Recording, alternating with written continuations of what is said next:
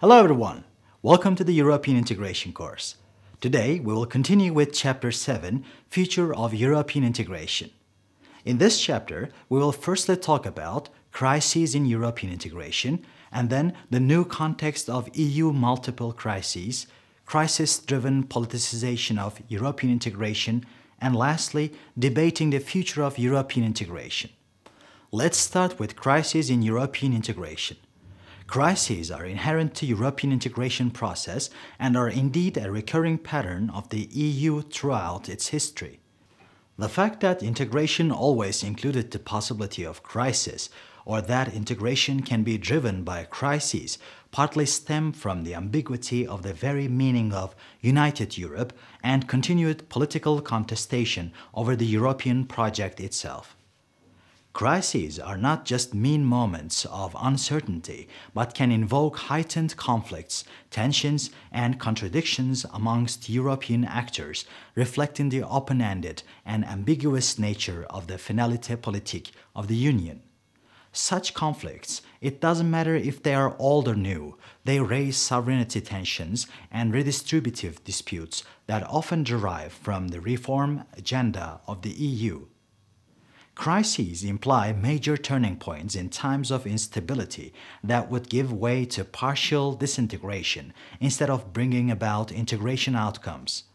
Furthermore, crises can erode European solidarity and cohesion by deepening structural asymmetries and democratic shortcomings of the EU. Hence, crises reveal limits to European political integration and demonstrate member governments' resistance to transfer of power, to union, and thus the resilience of the nation-state in the integration process. Now let's move on to the new context of EU multiple crises. The recent period of European integration constitutes a very different setting from the dynamic progress of the late 1980s and early 1990s. The EU has come to operate in permanent crisis mode. When the Treaty of Lisbon entered into force in December 2009, the EU finally appeared to have consolidated institutionally after a series of incremental treaty revisions. Surprisingly, however, during the past years, two core EU policy regimes, the Euro and Schengen, have come under extraordinary pressure, and an important EU member state, the UK, is about to leave.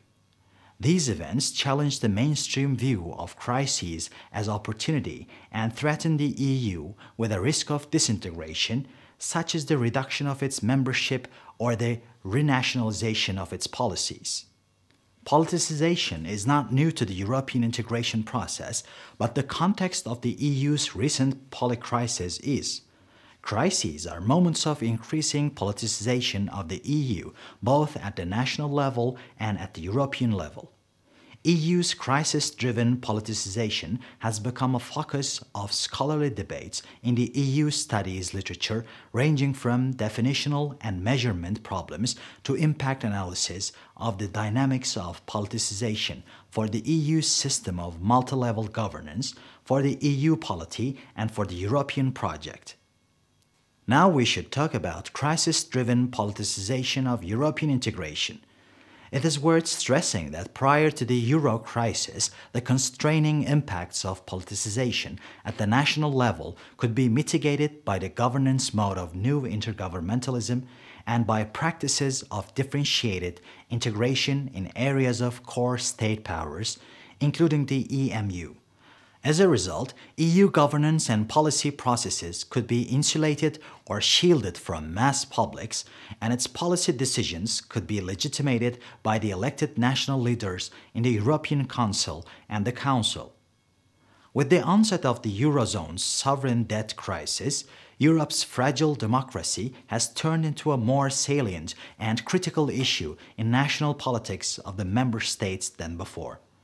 The EU economic governance and policy performance has become the subject of public mobilization and contestation as policies of austerity and structural reform split the Eurozone states, and as Eurozone was characterized by economic slowdown and recession.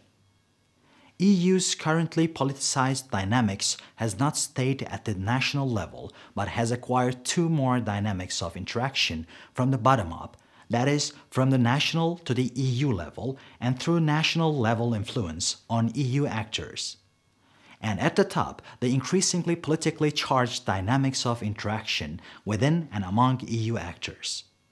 National-level politicization can be identified with the increasingly divisive and polarized debates, divided electorates, and volatile party politics. Our last topic for today is debating the future of European integration.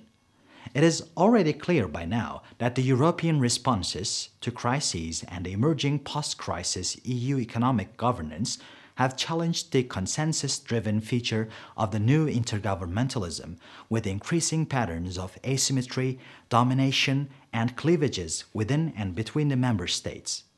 Yet, such patterns have not led to a demise of the new intergovernmentalism, which has characterized European integration since the Maastricht Treaty and marks a new phase within the integration process.